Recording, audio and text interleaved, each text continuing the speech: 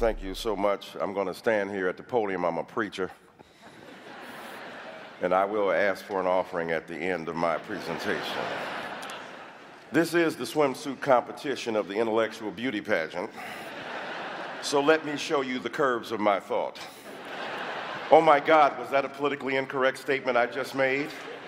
How did we get to the point where the hijacking of the discourse on political correctness has become a kind of Manichaean distinction between us and them? The abortive fantasy just presented is remarkable for both its clarity and yet the muddiness of the context from which it has emerged. What's interesting to me is that when we look at the radical left, I'm saying, where they at? I want to join them. They ain't running nothing. I'm from a country where a man stands up every day to tweet the moral mendacity of his viciousness into a nation he has turned into his psychic commode.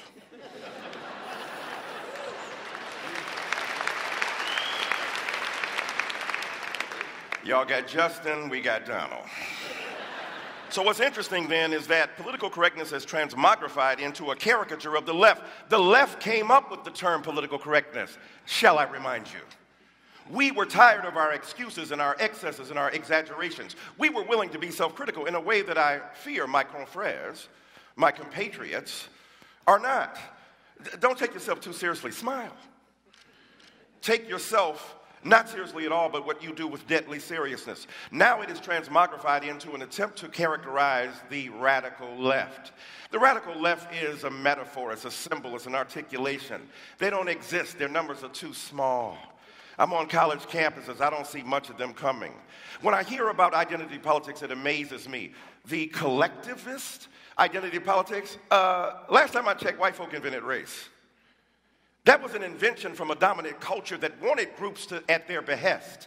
The invention of race was driven by the demand of a dominant culture to subordinate others. Right? Patriarchy was the demand of men to have their exclusive vision presented. The beauty of feminism is it's not going to resolve differences between men and women. It just says men don't automatically get the last word. Of course, in my crib, they never did. And so identity politics has been generated as a bête noire of the right, and yet the right doesn't understand the degree to which identity has been foisted upon black people and brown people and people of color from the very beginning on women and trans people. You think that I want to be part of a group that is constantly abhorred by people at Starbucks? I'm minding my own black business. Walking down the street, I have group identity thrust upon me. They don't say, there goes a Negro. Highly intelligent, articulate, verbose, capable of rhetorical fury at the drop of a hat. We should not interrogate him as to the bona fides of his legal status. No, they treat me as part of a group. And the problem is that our friends don't want to acknowledge is that the hegemony, the dominance of that group has been so vicious that it has denied us the opportunity to exist as individuals. Individualism is the characteristic moment in modernity. Mr. Peterson is right. The development of the individual, however, is predicated upon notions of intelligence. Immanuel Kant and David Hume and others. Philosophically, Descartes comes along, introducing knowledge into the phrase, saying that knowledge is based upon a kind of reference to the golden intelligence, the reflective glass that one possesses, and yet it got rooted in the very ground of our existence. So knowledge has fleshly basis, and what I'm saying to you, the knowledge that I bring as a person of color makes a difference in my body because I know what people think of me and I know how they respond to me, and that ain't no theory. Am I mad at trigger warnings? The only trigger warning I want is from a cop. Are you about to shoot me?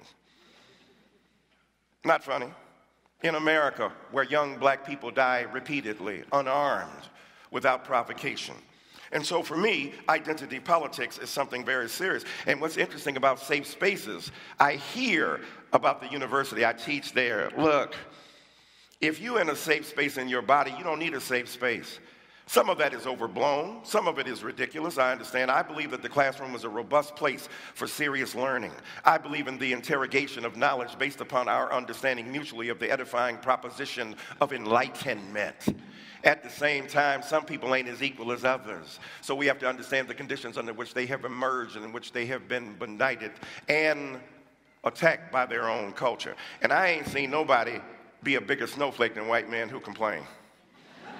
Mommy, they won't let us play and have everything we used to have under the old regime where we were right racist and supremacists and dominant and patriarchs and hated gays and lesbians and transsexuals. That, yeah, you got to share. This ain't your world. This everybody's world. And let me end by saying this. You remember that story from David Foster Wallace? Fish are going down, two fish are going, and an older fish comes in the opposite direction. He said, hello, boys, how's the water? They swim on, they turn to each other, what the hell is water? Because when you're in it, you don't know it. When you're dominant, you don't know it. Nothing, Kaiser Soze said, is more interesting that the devil did than to make people believe he didn't exist. That's what white supremacy is.